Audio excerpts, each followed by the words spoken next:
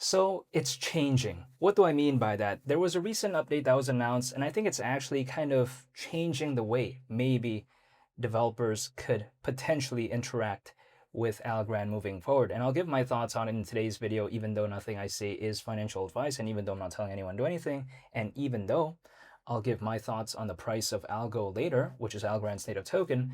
But I first want to start off by saying how they recently announced how the first piece of ALGO Kit 4.0 just landed. Now they're talking about ALGO Kit 4.0 in terms of the beta, but they did say that ALGO Kit Utils beta is live for TypeScript and Python. Now, why does this even matter? Let's just kind of break this down a little bit, right? To my understanding, when it comes to, let's say, in the case of ALGO Kit Utils, it is the core set of libraries that Algorand developers use daily. So of course, if there's something that is being updated in regard to, let's say, AlgoKit, I think it is a net positive at the end of the day, because let's think about this, because this does allegedly bring big improvements when it comes to TypeScript and as well as Python. Again, why does this even matter?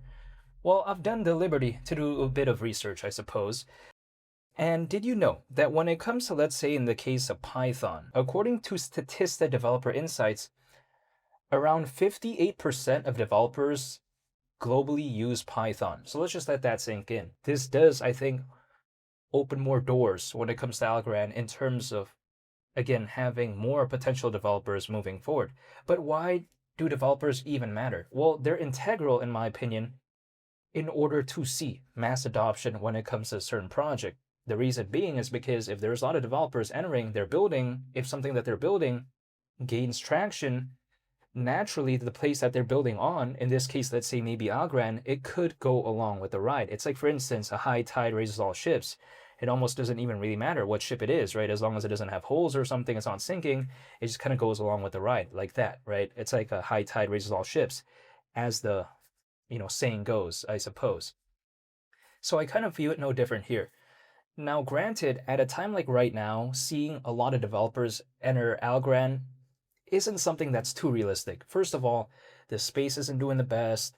When it comes to developers naturally, when the space isn't doing the best, they typically don't want to enter. They don't usually want to spend a lot of time, resources, and energy to build in a space that doesn't have the best overall sentiment. But be that as it may, if let's say there is a market, I guess, recovery, if a lot of developers start entering back in again, they're going to want to choose places that make it convenient for them to do so. And in which case, again, AlgoKit 4.0, in terms of the beta version, right? I think it does make it so that it could, who knows, attract more developers, let's say in the future.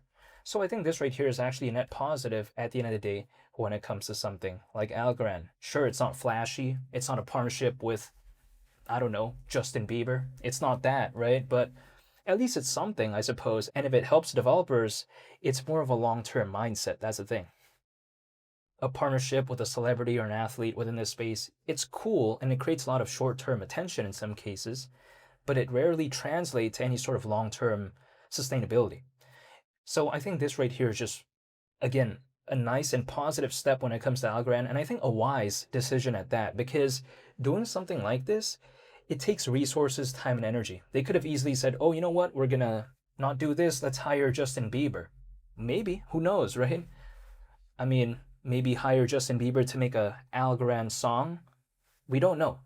But at the end of the day, they did something more wise, in my opinion. It's like, for instance, seeing that Lamborghini or seeing that Toyota RAV4, which is the wiser decision? It's kind of like that, right? I personally would choose the Toyota, but I'm just saying, it's not as cool as the Lamborghini, but it's more wise, I think, in my opinion. Besides that point, though, when I take a look at ALGO as of right now, yeah, I mean, the pullback has been around 2.5% in the past 24 hours. Pretty much kind of the normal thing as of right now that we're seeing throughout this space, especially when it comes to an altcoin, kind of the size of ALGO. But I'm not necessarily like so angry or upset when it comes to this, because if someone were to ask me, hey, what happens to Algorand tomorrow or 2 days from now or 3 days from now, I have no idea. Like, I don't know what's going to happen in the short term, but my mindset is in the long term. There's one thing that I do know, and this is just purely from the charts, right? when it comes to, let's say, we take a look at ALGO back in July of 2025. Did you know at that time the market cap was almost 3 billion?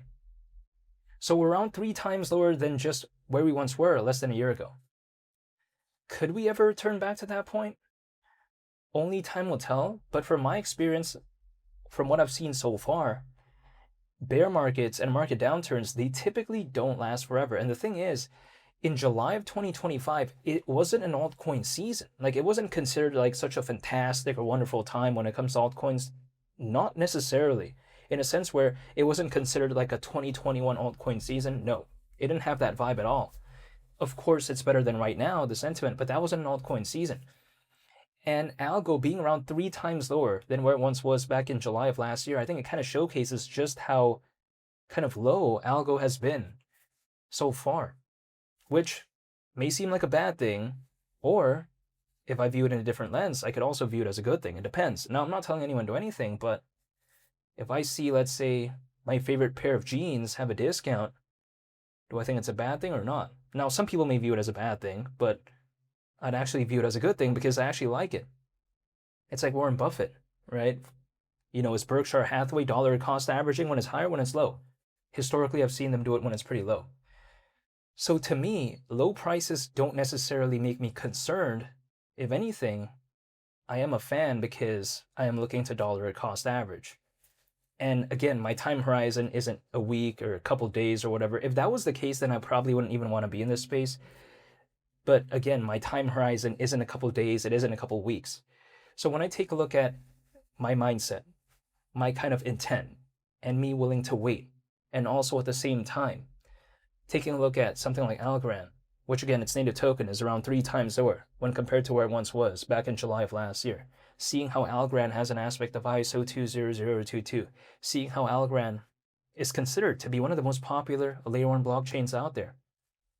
Even the third most mentioned blockchain in Google's quantum paper was Algorand. So when I take a look at, let's say in the case of this, I'm just still waiting. There's nothing else I can do beyond that. This space for me is not a place where if I was so impatient, I would like it. No. If I was a very impatient individual, this space is not for me, in my opinion. Like, I just wouldn't even want to be in this space because things sometimes could take quite a while. And there's oftentimes no really precise way to know how long I'm going to have to wait.